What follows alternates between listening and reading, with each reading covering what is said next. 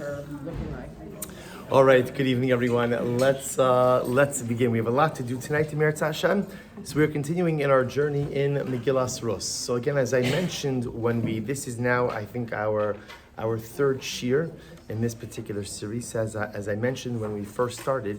So what I'd like to be able to try to do is, Meretz Hashem, to be able to take something from every parak and to be able to focus on, obviously, to get through all of Megillas Rus in its entirety would be a little bit complicated, and well, not complicated. It would just take a significant amount of time. So like this, hopefully, if we isolate different ideas, a different thematic concept from every single parak, we'll be able to weave it together, Meretz Hashem, and be able to hopefully create a somewhat comprehensive and cohesive theme. So tonight we're focusing on Parak Gimel, the third chapter of Megillas Rus. So perhaps we come to what is one of the most incredible. Chaya, just do me one favor. Just don't shake the table. Only because then my phone. No, you're good. You're good. No. You're good. No. You're perfectly good. Good. I have phone fear, phobia. Good, thank you. All right, so we come now to Parak Gimel. So let's take a look at number 1 and let's begin. Vatomer la na'ami chamosa. So remember again, this kind of picks up, although obviously we're skipping a little bit between what we covered in last week's shir and this week's shir. But again, thematically we're picking up. Remember last week's shir, we focused on Rus coming to the field of Boaz. And remember again, miraculously, it was the first field that she, quote unquote, happened upon, even though there's no happening upon anything, was the first field that she came upon. And again, Boaz, of course, took a liking to her, right? And that liking ultimately developed into Rus not having to glean anywhere else, but rather being able to go ahead and really support herself and Naomi just in the field of Boaz. Okay, so that's pretty much the entirety of Parak Beis, Parak Gimel, number 1. V'tomer lo Naomi chamosa. So Naomi, her mother-in-law, says to her, to Rus, Biti, halo evakish lach manoach asher yitav lach. My daughter, I want, literally translated, shall I not seek rest for you, that it be good for you? Meaning, that what's happening over here, that Naomi is telling Rus, I want you to find happiness. I want you to find a good life. Now, by the way, this is dramatic in and of itself. Why is this dramatic?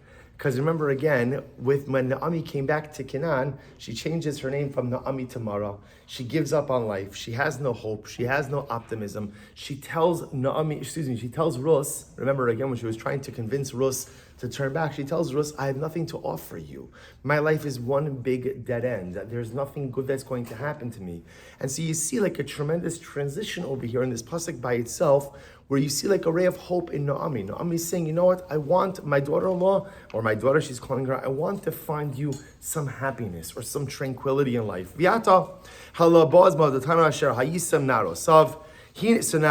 what does Naomi say? Okay, so Rus, here's the deal. Boaz, our relative, so Boaz, Rus, Boaz, you go to glean in his field every so often.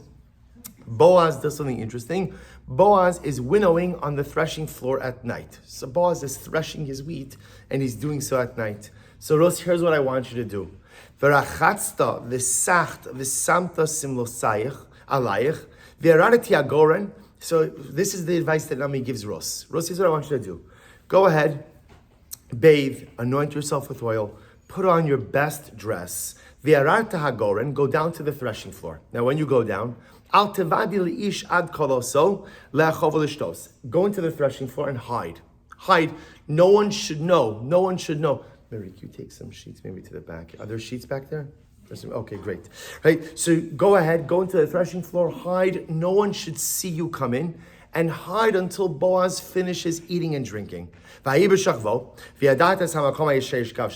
Boaz is going to go to sleep on the threshing floor.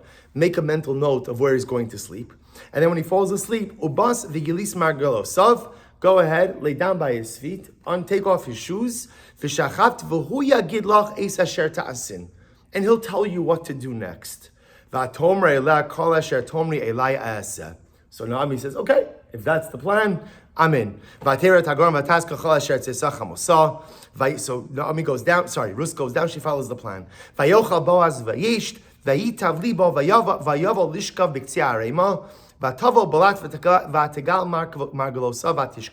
Boaz goes ahead and he threshes, he eats, he drinks, he goes to sleep on the threshing floor, right by the pile of wheat. Rus sneaks in, takes off his shoes. So midnight comes and Boaz is startled. Boaz is scared. There's a woman sleeping by his feet. Vayomer mi'at, who are you? Vatomer anochi rus amasecha ufarasta knafecha alamascha ki goel ata. It is Rus, your servant, Rus, your maidservant.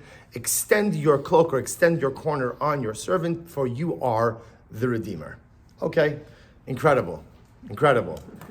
One of the absolute strangest stories in all of Tanakh. So by the way, the Alshich says it beautifully. The Alshich says in number 3 Aleph, look what he writes. He says, Hine al klalos ha'inyan. Again, just so you understand, just to imagine for a moment you never saw this story before, right? Imagine for a moment you were going and you were learning this, right? How would you characterize this story? Strange is being very nice, right? Strange is being very nice, right? Right? Can you imagine, right? Okay, let's say it differently. Imagine you go to meet with the shadchan, right? And the shadchan has a great idea for a match, and the shadchan suggests to a wonderful young lady, here's what you need to do. Sneak into his house in the middle of the night, lay down by his feet, take off his shoes, and he'll tell you what to do, right? Doesn't exactly seem like the kasher and yasher approach to shidduchim. So the Alshich says something amazing. The Alshich says over here, he says,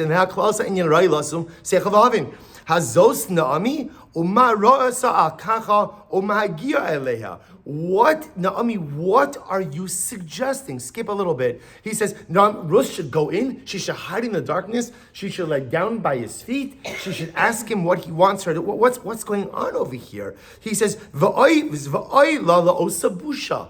How could Naomi suggest this? And how could Ruth even think about complying with this? V'chein lo ya'aseh. This seems totally inappropriate. Look what the Alshich writes. I'm in 3 Aleph, about 4 lines in. The bigger question is on Naomi. Look what he writes. Hakizona ta'ase eskalos asher. The wording here is so strong. Naomi sounds like she's telling Rus to act like a harlot, to act like a prostitute. Go sneak in. No one should see you going in. Lay down at his feet. He'll tell you what to do. What is going on over here? Look what he writes. V'hamibli ein shadchanim b'Yisrael. So the Alshich writes, there's no shadchan, right? I got it. In other words, Naomi has an idea for the match, right? That's the whole chapo, right? Naomi feels that Boaz should marry Rus should marry Boaz. So the Alshich says, what kind of crazy plan is this? What exactly are you thinking about how this is going to go? So the Alshich provides an amazing insight. The Alshich writes, he says as follows. Skip down a little bit. He says, so skip down a little bit. Okay, skip down to paragraph base. He says, Amnam Omer. Naomi obviously was not motivated chas v'shalom by immoral thoughts. Right? Her goal over here, of course, was not to get Rus to act immorally. And her goal was not chas v'shalom, some type of sordid rendezvous where Rus was to give herself over to Boaz. That, of course, wasn't the plan. V'nei ra'asa Naomi kitzas hochacha be'inyanei Boaz v'asher dibra l'Rus ki tzadekes utznua b'tachlis ha'isa beinav. So I'll tell you this outside. So Naomi is, and this is so interesting, Naomi sees that Boaz has obviously taken a liking to Rus, right? Now that's not a secret. Remember again, this was last week's shir, right? Boaz sees Naomi, Boaz sees Rus. Rus catches Boaz's attention. Boaz says to her, don't go to glean anywhere else. Whatever you need, you come to me. He's always inquiring her about her welfare, bless you. He's always telling the workers, go ahead and take care of her. So obviously, he's taking a liking to her. And he sees, right? Naomi sees that Boaz has sensed the incredible piety that Rus possesses. Ach Amra, miyodeh im belev Boaz, shezu preda tova ha'asida lovo mimoav, ohi zulasa ve'in tova rak hiksherehi. So what doesn't Naomi know? Naomi knows that Rus has caught Boaz's eye. What she doesn't know is what is Boaz's level of interest, right? Let's go through this. There's a couple of different scenarios over here, right? Scenario number 1 is that Boaz thinks that she's a wonderful young woman, but there's absolutely no thought of anything to do with marriage. Other possibility is Boaz is very intrigued by this young woman, sees future possibilities, but then of one of two things. Either Boaz is just like not being pushed enough to take action, right? In other words, that for whatever the reason, and again, there's very good reason. Also remember, Boaz is also a recent widower, right? So remember again, but for whatever reason, Boaz is not taking action. Or maybe the other possibility is that whereas Boaz senses that she is a very special young woman, perhaps he's not totally convinced of her piety. Remember again, it's important to understand, no one knows Rus, right? No one knows her. Only thing that people know is that she married the son of Naomi and Elimelech. She was widowed, and she decided to come back with her mother-in-law. Again, incredible, certainly overwhelmingly amazing midos. But who is she? What is she? So maybe Boaz isn't sure. So watch this. Take a look at paragraph Gimel. V'gam Naomi ba'atzma haya safek ze beliba. So watch this. So Naomi's also, remember, so Naomi's not sure. Naomi, it's just so interesting, relationship dynamics have not changed since the beginning of time, right? So we see, it looks like he likes her. How much does he like her?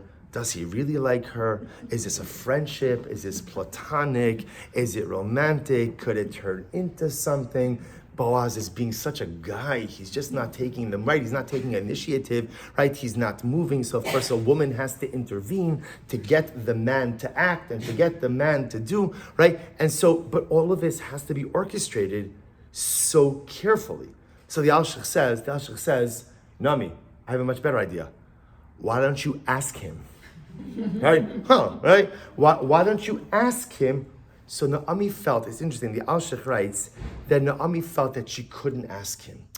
Because remember, there was such a dramatic societal difference between Rus and Boaz, right? Boaz, again, was one of the Gidolim, right? Boaz was one of the great men of the generation. Rus, as pious as she may have been, she's a Moabite convert who just recently relocated to Eretz Yisrael, to Eretz Canaan.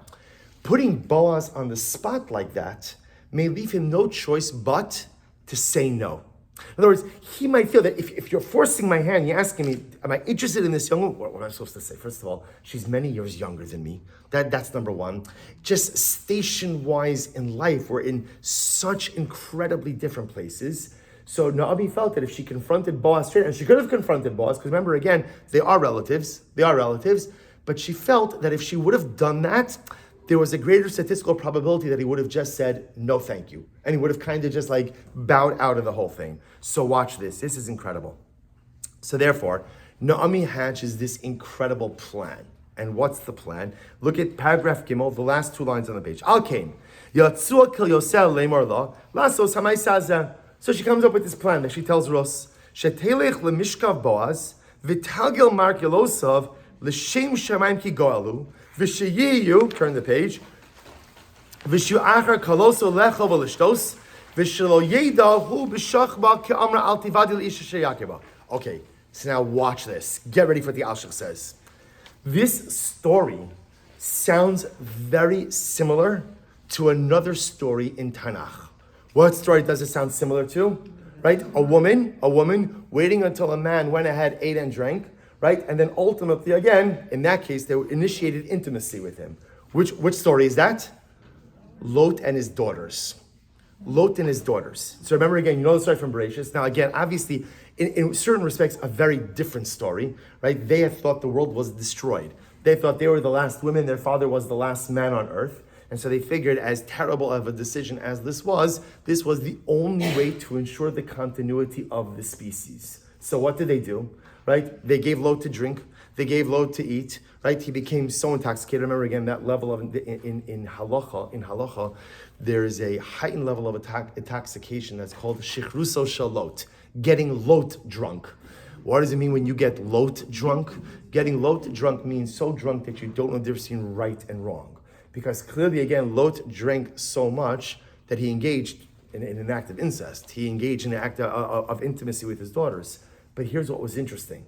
As crazy as that story is, and as strange as the story is, the daughters of Lot are looked at as righteous women, right? Why? Because the motivation was pure, right? Their motivation was not to engage in some kind of immoral, sordid affair with their father. That wasn't their intention.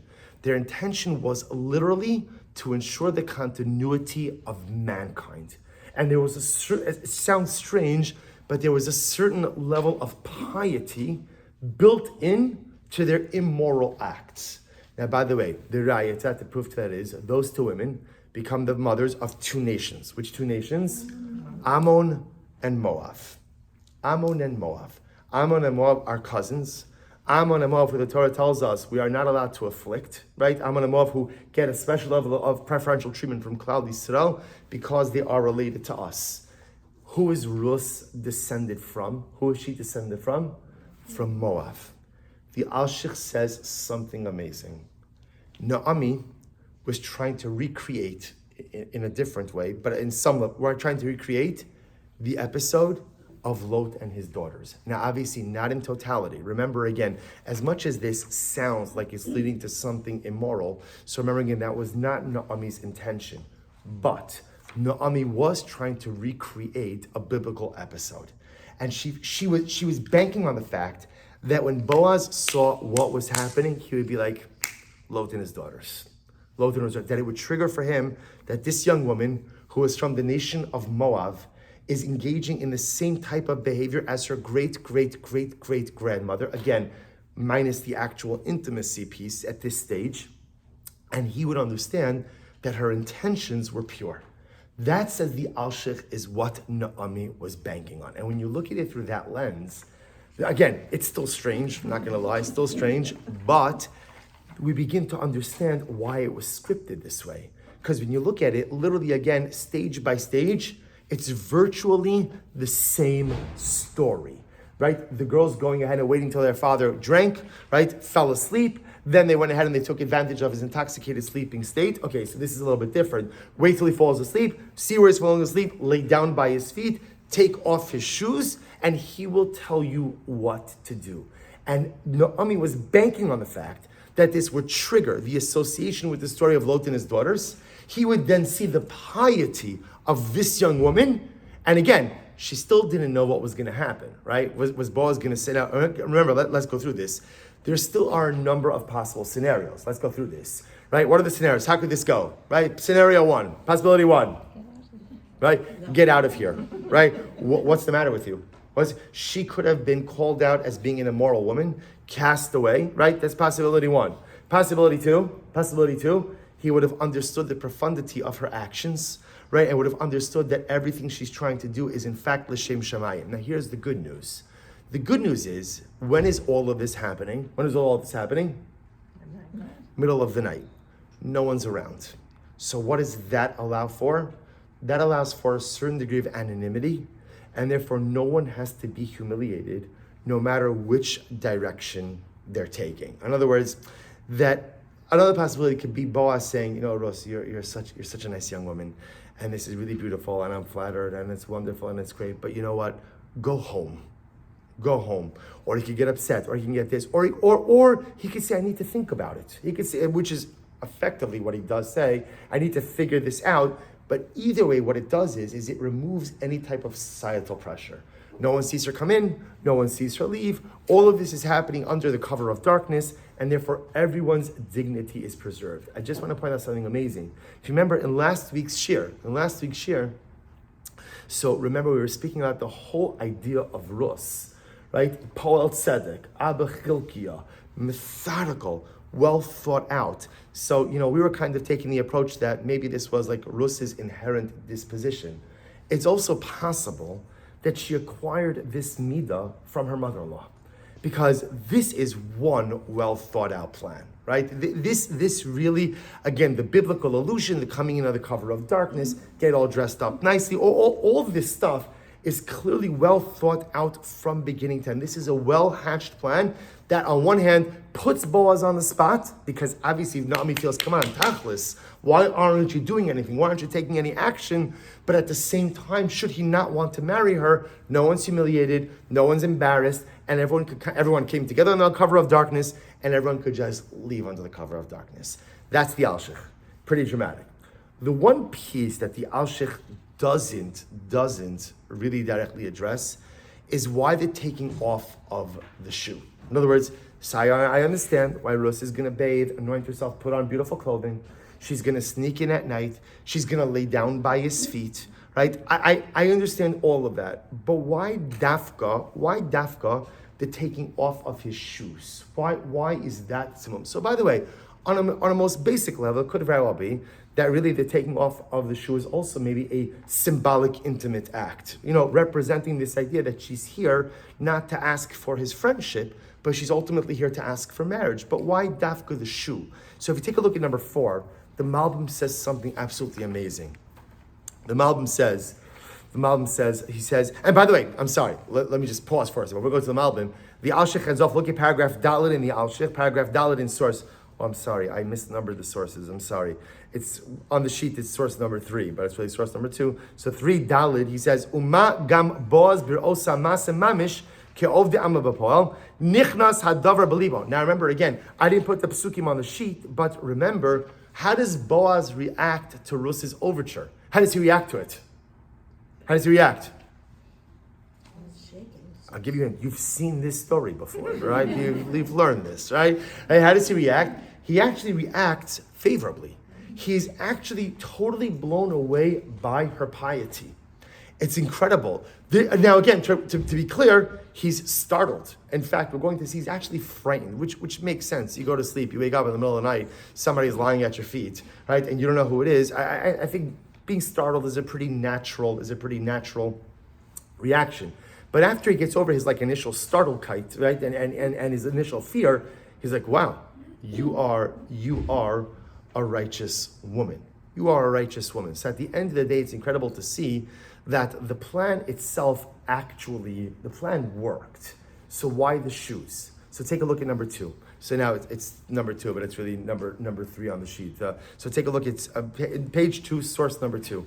So again, he writes over here as follows, the Malbim writes, he says, Ubasa v'gelis margalosa v'shachaft, perush, ki ein boshum v'letvaz boaz b'pesh, yisa osa, v'yatsa osa shetetava zos imena aidei simanim. So again, the Malbim also says the same idea, that everyone was too embarrassed to kind of just ask Boaz this question straight out, right? In other words, that they just weren't sure. It might be awkward for him, might be awkward for them. That way, everybody's agreeing in this approach. So now watch this. So what's the pshat?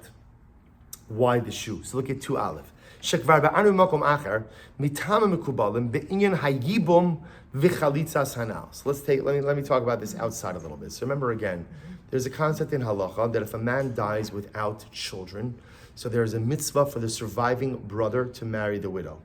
Now, this is an incredible chiddush because normally a sister-in-law is one of the arayos, one of the forbidden relationships. In other words, if there are 2 brothers, Reuven and Shimon, and Reuven's married to Rachel, and Reuven divorces, not to get too technical over here, right? But Reuven divorces Rachel, so Shimon can't marry Rachel. You're not allowed to marry your brother's divorcee, right? Just like technically speaking, you can't marry your brother's widow if she has children, if they have children together. Torah makes an incredible exception that if a man dies without children, not only is it permitted for the surviving brother to marry the widow, but in fact it is a mitzvah for the surviving brother to marry the widow. Now, again, in the event that the couple doesn't want to get married, either the woman doesn't want to marry the man, right? So the widow doesn't want to marry her brother-in-law, the brother-in-law doesn't want to marry the widow, so there's a process called chalitza.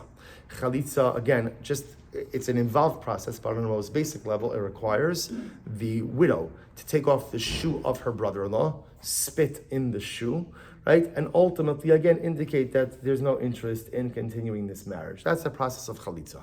So the Malbim, where the whole spit thing comes in is a different discussion. But anyway, so the Malbim says like this. The Malbim says that obviously what's happening over here. Now remember again, let's take a step back.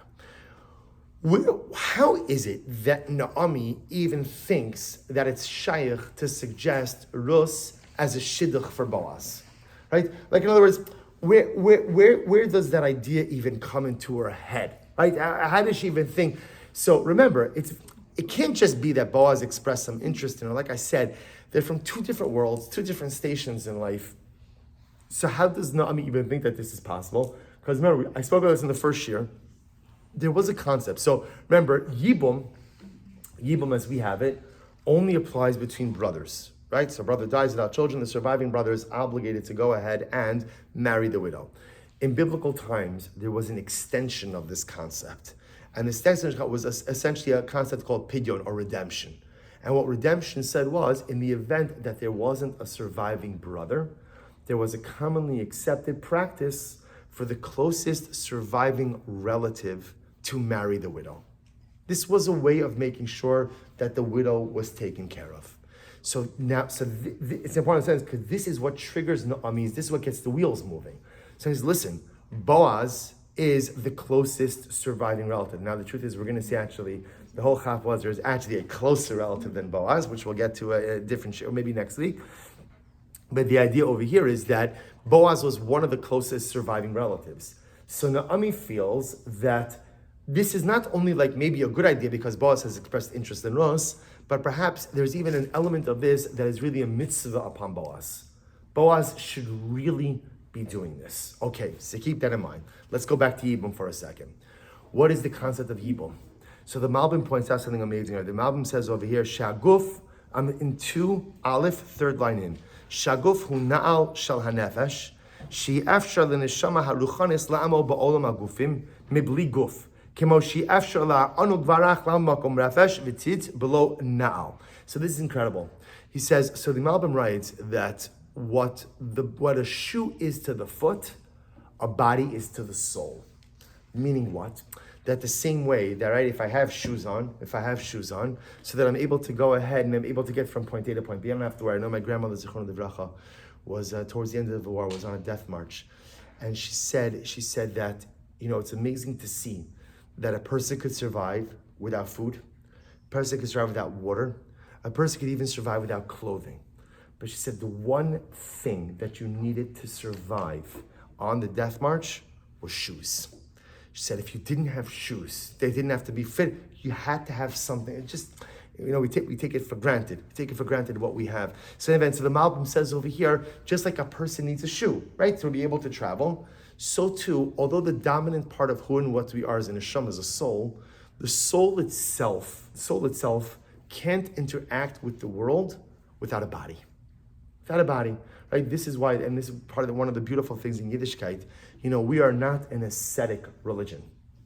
We do not believe that the way to come close to God is to deny yourself physical pleasure. Now again, you have to keep physical pleasure in moderation, but we're not an ascetic religion. Why not? Because the body is good. The body is the vehicle through which the soul could go ahead and accomplish things in this world. Without a body, a neshama could do absolutely nothing. So the Malbim says something absolutely amazing. So the Malbim writes, he says like this, when a man dies without children, this is actually very profound, the Malbim writes, is that the neshama itself can't find any rest. Why not? Because again, the beauty of having children is that it allows a piece of me to continue on even after I'm no longer in this world. Right? This is why chas v'shalom, again, such a traumatic loss of a child is not just the loss of someone you love, but the loss of a certain level of future, right? My child was supposed to keep going when my life ended, and now again, so therefore again, a man dies without children. So the Malbim says, it's incredible, the Malbim says the neshama can't find rest.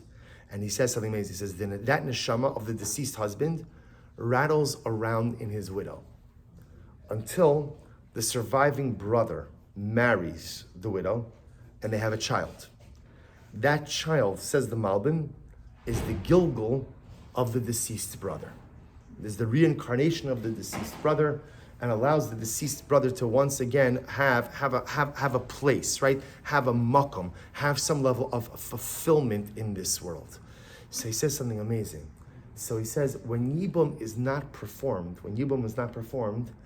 it's like a soul without a body and a foot without a shoe. A foot without a shoe. There's a discomfort, there's a lack of stability. And therefore says Mom something amazing. Now we understand the symbolism. So Naomi tells Rus, go into the granary. Again, everything was said before. I think Boaz is interested, not sure. Do it under the cover of darkness. And here's what you need to do. Take off his shoes. Take off his shoes. What's the symbolism? Take a look at paragraph Gimel. What's the symbolism? It says, V'zeh Ramzala Boaz b'mashigilsa margalosa vatishkav rotzalomar Ramzalo achar sha'ata agol liyavam imkein o tegala raglecha lios below nal v'tikra beis chalutzanal o she'eshkav b'tzidcha lahakim likrovecha shem b'Yisrael. So this is incredible. The Malbim says that what Rus is essentially doing is giving Boaz a little bit of an ultimatum, right? She says, right now I'm laying down next to you. This is mean one of two possibilities. Either I'm going to take off your shoe, in which case do chalitza, shirk your responsibility, or I should lay next to you as your wife.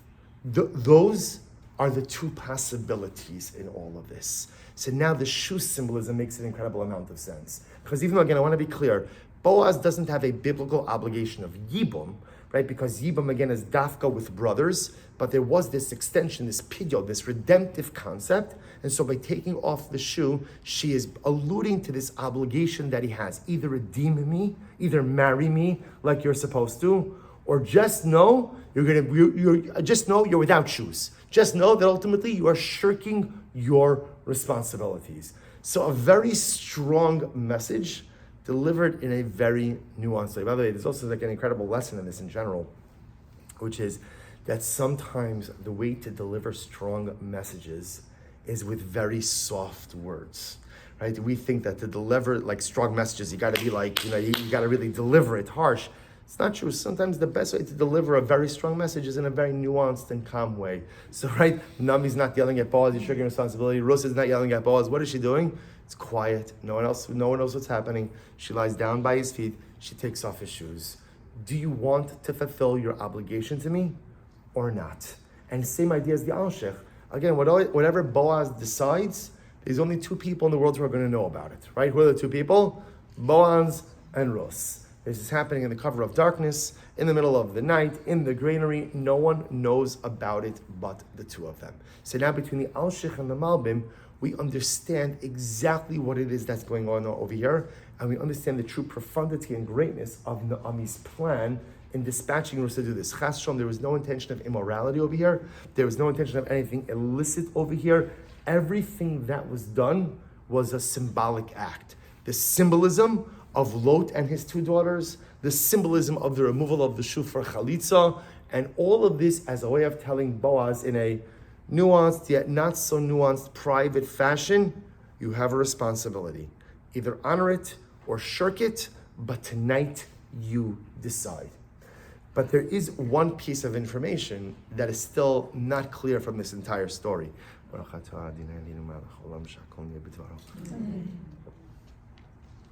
What's fascinating here, what's fascinating to note is Naomi tells Rus, I'm going to tell you exactly where Boaz is, right? It's interesting, right? Naomi knows where Boaz is at night. Where is Boaz at night? Where is he at night? On the threshing floor. And where is Boaz sleeping? On the threshing floor. Why is Boaz sleeping in his threshing floor? And by the way, obviously, I just want to point out, this wasn't like an episodic event, right? That Boaz, he was working late, he fell asleep at the office, he fell asleep on the threshing floor. No. In other words, Naomi tells Rus exactly where to go, which means everyone knew that Boaz slept on the threshing floor. Boaz is a wealthy, influential man. Why is he sleeping in the threshing floor? So take a look at number 4. So this is incredible. So the Psikta, so the Medrash writes over here, he says, Ata hine Boaz modatanu, hine hu zoreh es goren asor malayla, shehu hayadash balayla or levana. So apparently, again, I don't know what Boaz was doing during the day, but he worked at night. He would thresh his wheat at night. That's fine. I understand that Boaz is working at night, but it doesn't explain to me still why is he sleeping in the granary. So take a look at number 5. The Medrash Lekach Tov says something amazing. So I'm sorry, Medrash explains in number 5 that ultimately, again, it's an easier time to thresh at night because the wind is blowing. Since the wind is blowing, the wind itself helps to separate the wheat from the chaff. Okay, that all explains to me why he's working at night. Doesn't explain to me why he is sleeping in the granary. Rashi says why he's sleeping in the granary. Number 6, Shahaya Hadar Paros Bigneva Vigezel Vahaya Yashem Bigrono Lishmar Garano. Incredible. So Rashi says there was rampant theft. Now, by the way, this actually makes a lot of sense because remember again, how does the Megillah begin? How does Megillas Rus begin? That there was a famine. There was a famine. Remember again, why did Elimelech and Naomi leave Canaan to begin with? When we spoke about this, why did they leave Canaan? They wanted to preserve their wealth. They did not want to have to share their wealth with any of the destitute Jews. So now, according to Rashi, because there's famine, there's also a lot of theft. So because there's theft, Boaz is sleeping in the granary standing watch. It's interesting, but why doesn't it make sense? Why doesn't it make sense? Hire someone. Get a guy. We're Jews. We have guys for everything, right? In other words, get a guy, right? Hire someone to go ahead and watch over the granary. Boaz is one of the most important people in Klal Yisrael. Why is he the one watching the granary? So take a look at number 7. So there's another dynamic that is happening over here. The Medrash in Rus Rabbah says, Boaz, haya ben shmonim shana v'lo nifkad. Boaz, at the story of the time of the Megillah, was 80 years old. And never merited to have children. He was married, we know because, again, remember at the beginning of the Megillah, his wife passed away, he didn't have children. The problem with that statement is, it goes against a statement in the Gemara, in number 8. The Gemara says, Boaz made 120 parties, wedding parties for his sons. Boaz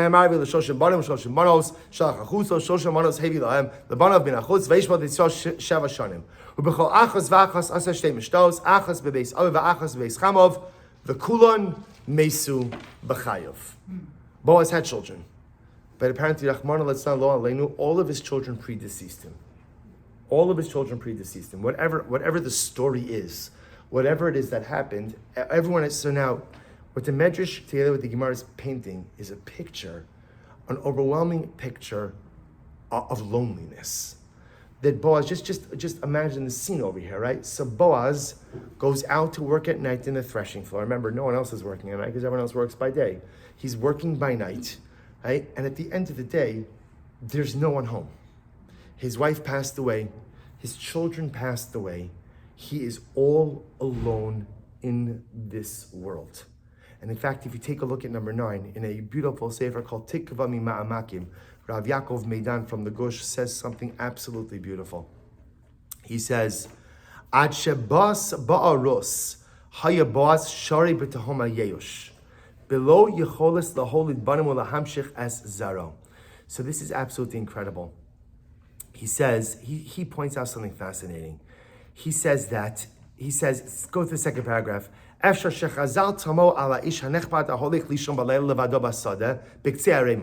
Boaz is going to sleep, right, by himself on the threshing floor, right, at the edge of the pile of wheat, all by himself. B'makom lishon bebeso. Instead of going to sleep in his house. Why doesn't he sleep in his house? He has a home to sleep in. He has a place to sleep in. I'm sure he has a beautiful palatial estate. And by like we said before, not only is he sleeping on the threshing floor, but remember, everyone knows about it. Everyone knows about it. Midvaresh al Naomi larus nira shezu haisa darko b'meshech yomim rabim. Like we said before, this wasn't a one-off thing. This wasn't episodic. This is what Boaz did day in or night in and night out. He slept on the threshing floor. After shechazal hisiku mekach shahaya chaser bayis lefachos b'muvan shal mishpacha isha v'yeladim. Why didn't Boaz sleep in the house? For the simple reason, says Rav Meidan, that Boaz could not bring himself to go into that house. That was once a house. That was a place of a beautiful, loving marriage. That was once a house where children, the sound of children was there. And now when you went into that house, what was there? Silence. Deafening silence. And every single time that Boaz went into that house, he was reminded of every single thing that he had lost. So Boaz could not go back in. Boaz couldn't walk back in. So, and people know about this. People know this, that Boaz, one of the richest, most influential men in all of Klal Yisrael, is sleeping on the floor of the granary. Why? Because he can't go home. Because he simply cannot. Every time he walks in, he has to face the ghosts of his past. Every single time he walks in, he has to face that overwhelming loneliness and solitude in life and quiet, and he can't do it. He simply can't do it. He can't walk back in. So watch this. So now, if you understand that this is the dynamic, so there's even something more that's occurring. Rus comes along, right? So now let's just play this out, right? So Rus is coming in, she's getting all beautifully dressed up, she's sneaking in, she's gonna wait till he falls asleep, everyone knows where he's sleeping, she's gonna lay down by his seat, she's gonna take off his shoes. Now we understand all the symbolisms. She's trying to recreate the episode of the daughters of Lot. She's taking off the shoes, ultimately again to remind him of his obligation to do quote unquote yibum, to redeem her, to marry her. But there's also something else that's embedded over here. The removal of shoes has another profound symbolism. Where else do we find removal of shoes? Take a look at number 10. Vayar Hashem kisar liros. So remember again, Moshe Rabbeinu is in the desert tending the sheep of his father-in-law. HaKadosh Baruch Hu saw that Moshe Rabbeinu, now remember Moshe Rabbeinu encounters the sneh, the burning bush, and Moshe Rabbeinu turns to the side to see what's going on over here. Vayikra elav Elokim mitoch hasneh, vayomer Moshe, Moshe, vayomer hineni. So Hashem calls out to Moshe Rabbeinu from the bush, says, Moshe. And Moshe says, here I am. Vayomer al takrev halom, right? Do not come any closer. Shal na'alecha me'al raglecha. Take off your shoes. Take off your shoes. Ki hamakom asher ata omed alav admas kodeshu. Because the place that you are standing on is holy and consecrated. Take off your shoes. In number 11, the great tzaddik Moshe of Kobrin says something amazing. He says, Mufnim l'cholish mi Yisrael. Haser haminu olim me'al haraglecha hativayim. Hachosvim v'adecha lisalos l'hagish ar. I've said this over many times. One of my favorite ideas. The word na'al means shoe. What else does the word na'al mean? What else does the word na'al mean? A lock or a chain. Like lin'ol something means to lock something, to chain something. The great tzaddik of Kobrin says like this, Chash Baruch saying to Moshe, Moshe, just understand you are at the intersection of greatness. But if you want to actualize that greatness, shal na'alecha me'al raglecha. What are the chains that are holding you back? What are the shackles that are keeping you tethered to your present reality? What are the things that are preventing you from complete self-actualization? And it's only if you have the courage, A, to identify them, but even more so, to remove them, then and only then do you have the ability to truly become the best version of yourself. That's the Chash Baruch Hu Moshe. The taking off of the shoes is symbolic. By the way, it's the same idea when you go to the Beis HaMikdash.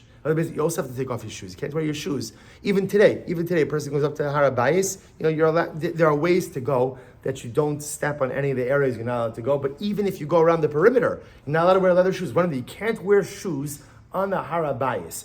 What's the logic over there? So there are many different symbolisms. But the Tzaddik of Kobrin says the primary symbolism is, if you want to find greatness in the eyes of HaKadosh Baruch Hu, you have to identify the na'al, the locks, the chains, the things that are holding you back in life, weighing you down, keeping you tethered to present mediocrity, and find the way to let go of them and move forward. Because if you're going to hold on to, if you're locked, if you're chained, you simply cannot get anywhere in life. Tremendous yisod. Now, by the way, I'll show you something amazing.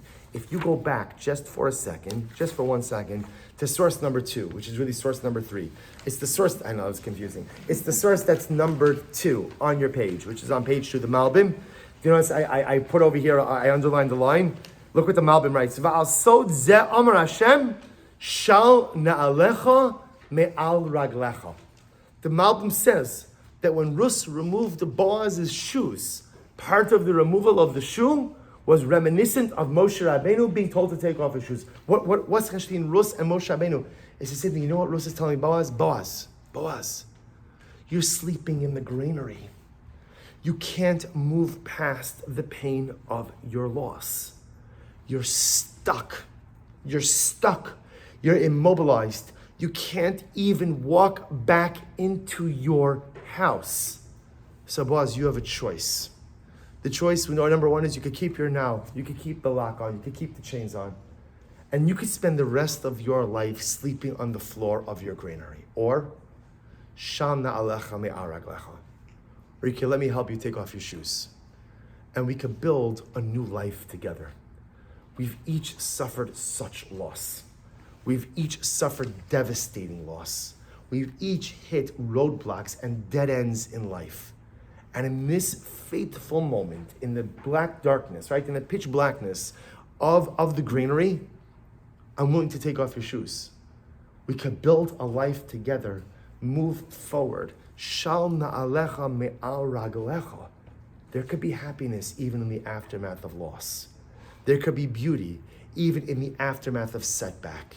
Even when life literally throws you down and pummels you while you're down on the ground, you could get back up and rebuild, especially if you're able to find a partner with whom to rebuild. And says Rav Meidan, this was the message that Rus was giving to Boaz, this young girl who had a fraction of a life experience. Again, had her measure of life devastation and disappointment, but understood we could build something beautiful together, but only if you're willing to take off your shoes. Because if you want to keep your shoes on, if you're unwilling to move, if you want to stay in place, if you want to stay shackled to your current reality, tell me, and I'll leave. And no one will ever even know that I was here, and you keep sleeping on the threshing floor, and I'll keep trying to figure out my own life. But if you're willing to do something courageous, and if you're willing to let go of the chains and the shackles, and if you're willing to take another shot at happiness in life, let's do this together. An overwhelming and dramatic encounter all occurring that fateful night in the granary. And by the way, although these are different ideas, but they all come together so incredibly beautifully. So what's happening over here? And by the way, this is all Naomi. This is all Naomi, right? The greatness of Naomi, having this incredible profundity of thought and foresight to create a plan in which Rus is able to show her personal piety by replicating the actions of the daughter of Lot, by going ahead and very in a nuanced way reminding Boaz of his halachic obligation to redeem her, but at the same time on such a deeper emotional level, telling Boaz, Shal na'alecha me'al raglecha, take off your shoes, take off your chains. Why are you being held back by the sadness and loss of life when potentially we have the ability to rebuild something together? Life is a series of choices. You could feel sorry for yourself. You could feel bad for yourself. You could mourn your losses. You could spend your entire life sleeping on the floor of the granary, or you could take off your shoes, or you could remove the shackles, or you could remove the chains, or you could remove the things that are holding you tethered to your present reality, find the courage to remove them, and move forward and build something beautiful. This was the message that Rus gives to Boaz. I didn't put it on the sheet, but with this I'll conclude. Now you begin to understand something amazing. Boaz, when he responds to Rus, right, again, after the initial fright, right, but when he responds to Rus, he says something amazing. He says, Gidola chastecha achrona min harishona. This last act of kindness that you did is even greater than the first act of kindness that you did. Now, the first act of kindness was with reference to what? Was a reference to the fact that she came with Naomi, right? That was the first act of kindness.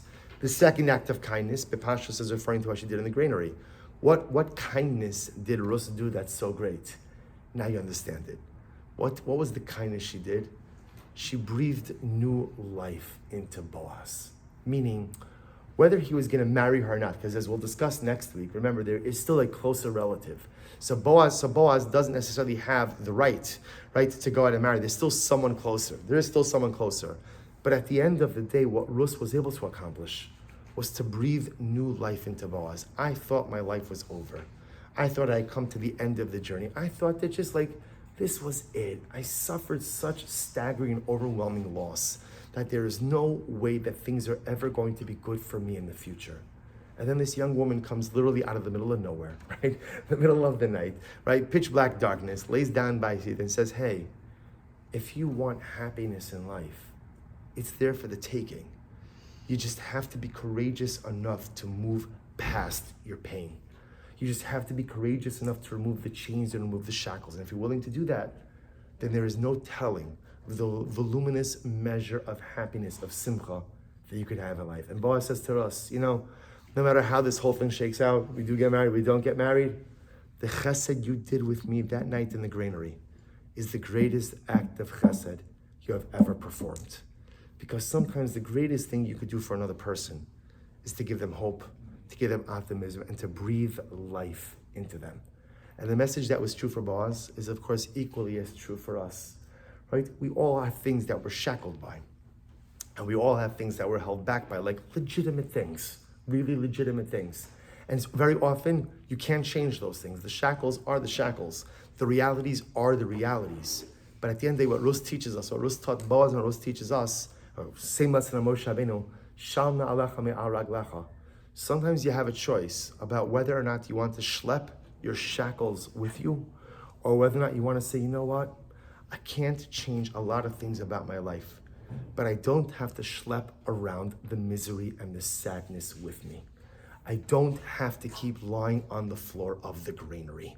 Sometimes I could accept the realities of life, kind of let the pain remain in the granary, but I'm going back into the house. I'm going to live. I'm going to rebuild, and I'm going to find another chance at life's simcha. All right, we'll stop over here for tonight. We'll pick up Emir Hashem next week. So next week will be our pre-Shavuos shir, because I think the following week is Erev Shavuos. I think, or Shavuos. I'm sorry, Shavuos. Good. So next week we'll do it. So hopefully we'll still do some more Megillas Rus. Come out with a little bit of Shavuos. Shkoyach, everyone. Thank you.